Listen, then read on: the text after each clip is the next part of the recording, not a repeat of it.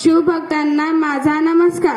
आज मी येथे अशा एका व्यक्तीबद्दल बोलणार आहे जो मला तुम्हालाच नाही तर सर्व देशाला त्यांचा अभिमान आहे।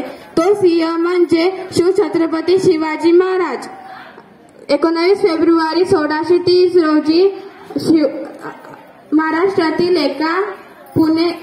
महाराष्ट्रातील पुणे जिल्ह्यातील शिवनेरी किल्ल्यावर एका माता जिजाऊच्या पोटी एका याचा जन्म झाला।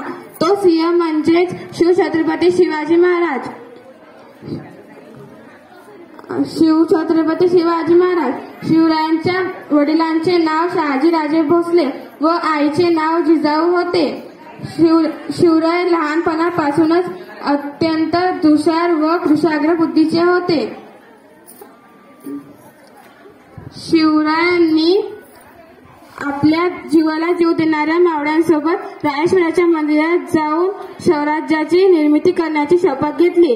अनेक मावळ्यांनी स्वराज्याच्या निर्मितीसाठी आपला प्राण पणाला लावले होते। शिवरायांनी मावळ्यांच्या साथीने बलाढ्य शत्रू अफजल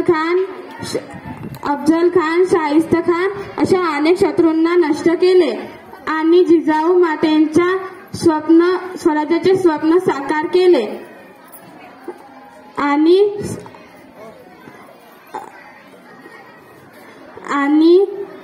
स्वराज्याचे स्वप्न साकार केले।